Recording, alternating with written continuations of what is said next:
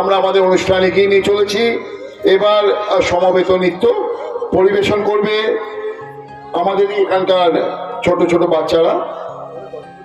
ছাতা ধরো।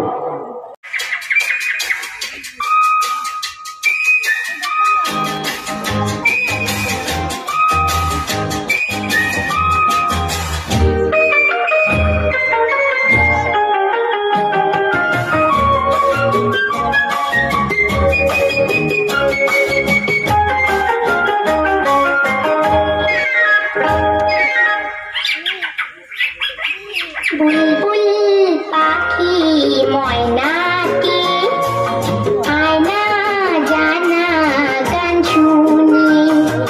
বুলবুল পাখি ময়নাটি আয়না জানা গান শুনি। দূর দূর বনের গান, নীল নীল নদীর গান, দুধ ভাত দেখো সন্দেশ মাখিয়ে। বুলবুল পাখি ময়নাটি আয়না জানা গান শুনি।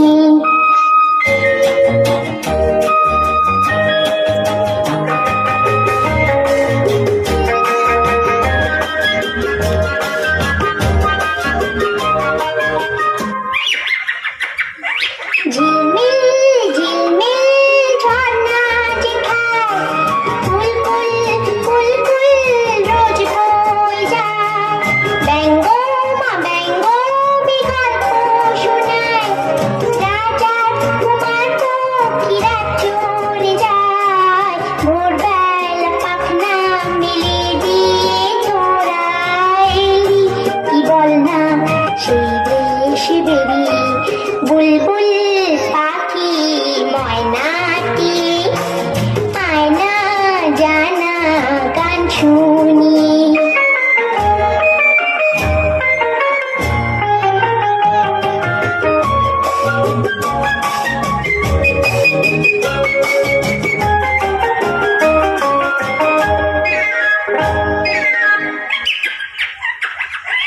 কোন গাছে কোথায় বাসা তোদের? ছোট্ট কি বাচ্চা আছে তোদের? দিদি কি আমায় দুটো তাদের? আদর করে আমি পুষবো তাদের। সোনার খাঁচায় রেখে ফল দেব খেতে। রাধে কৃষ্ণ গান দেব শিখিয়ে। বুলবুল পাখি ময়নাটি আয়না জানা গান শুনি।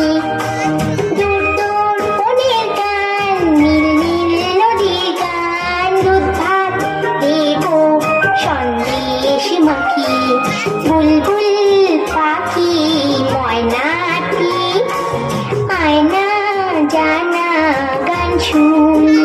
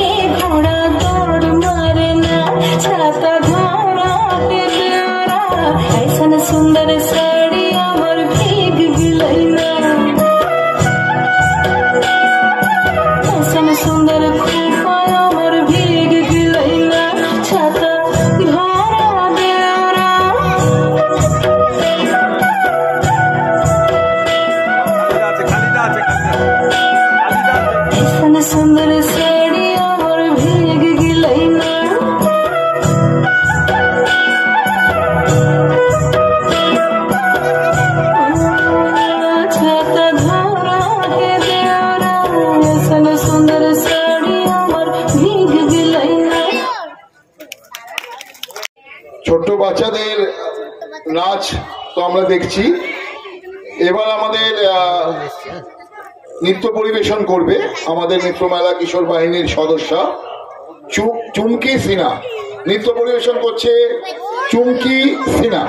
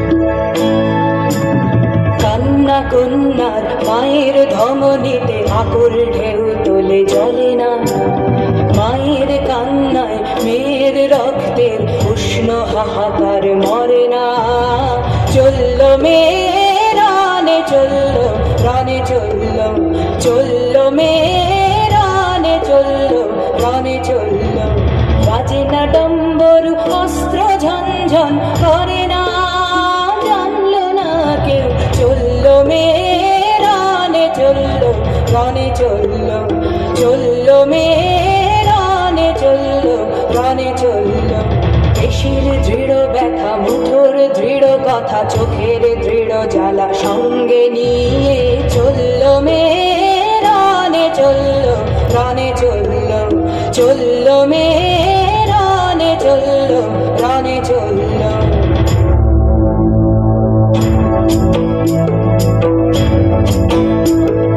নিখড়ে অজর মৃত্যু এলো মৃত্যুরই গান গা মায়ের চোখে বাপের চোখে দু তিনটে গঙ্গা। নিখড়ে অজর মৃত্যু এলো মৃত্যুরই গান গা মায়ের চোখে বাপের চোখে দু তিনটে গঙ্গা। দুর্বাতে তার রক্ত লেগে সহস্র সঙ্গী জাগে ধক ধক যজ্ঞে ঢালে সহস্র মন ঘি। যমুনাবতী সরস্বতী কাল যমুনার বিয়ে যমুনা তার বাসর রচে বারুদ বুকে দিয়ে বিষের টোপর নিয়ে। যমুনাবতী সরস্বতী গেছে এ পথ দিয়ে দিয়েছে পথ দিয়ে। যমুনাবতী সরস্বতী গেছে এ পথ দিয়ে দিয়েছে পথ গিয়ে। নিভন্ত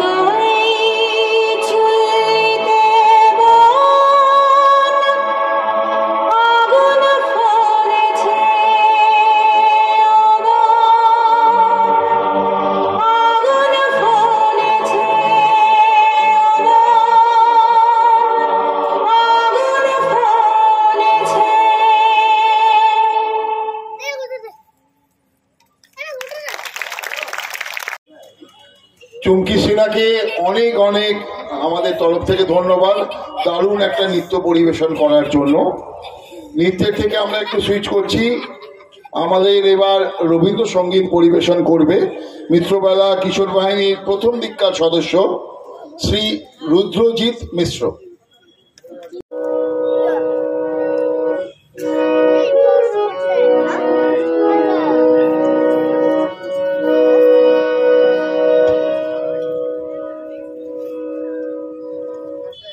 অগ্নিশিখা এসো এসো, আলো আলো আলো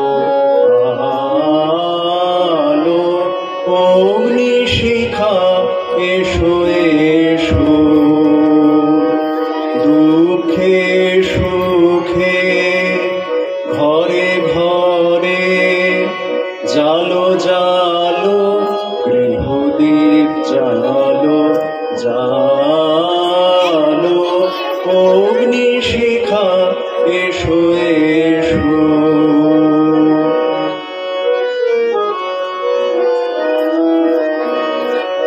আনো শক্তি আনো দীপ্তি, আনো শান্তি আনো তৃপ্তি, আনো শক্তি আনো দীপ্তি, আনো শান্তি আনো তৃপ্তি, আনো স্নিগ্ধ ভালোবাসা,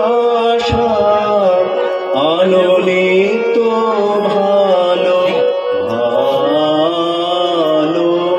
অগ্নিশিখা এসো এসো।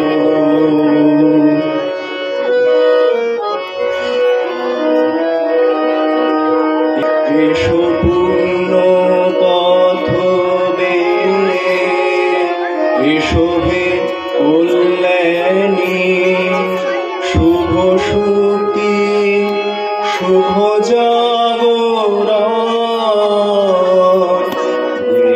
দেহওয়ানি হে কল্যাণী, দুঃখ রাতে মাতৃবেশে জেগে থাকো নির্নিমেষে, দুঃখ রাতে মাতৃবেশে জেগে থাকো নির্নিমেষে, আনন্দ উৎসবে তব শুভ্র হাসি ঢালো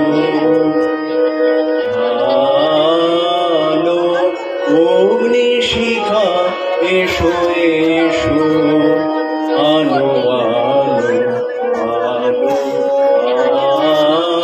আলো, অগ্নিশিখা এসো এসো।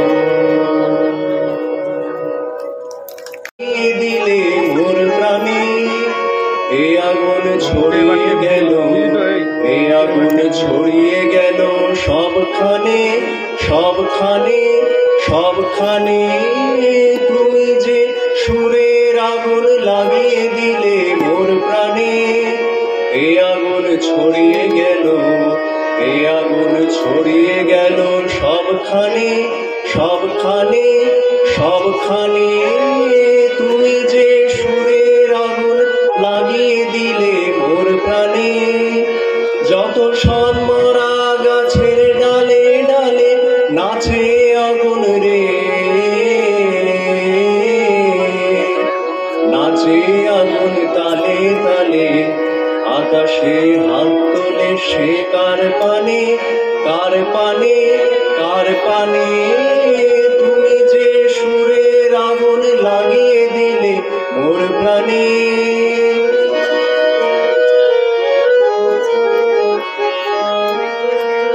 আধারের তারা যত অবাক হয়ে রয়েছে, কোথাকার পাগল হাওয়া বয় ধে, আধারের তারা যত অবাক হয়ে রয়েছে, কোথাকার পাগল হাওয়া বয় ধে, নিশীথের বুকের মাঝে এই যে অমল উঠল ফুটে রে, ফুটে স্বর্ণ কমল, আগুনের বেগুন আছে কে জানে, কে জানে, কে জানে। তুমি যে সুরের আগুন লাগিয়ে দিলে মোর প্রাণে, এ আগুন ছড়িয়ে গেল, এ আগুন ছড়িয়ে গেল সবখানে, সবখানে, সবখানে। তুমি যে সুরের আগুন লাগিয়ে দিলে মোর প্রাণে। প্রবোধ মণ্ডল মহাশয়কে কিছু বলার জন্য আমি অনুরোধ করছি।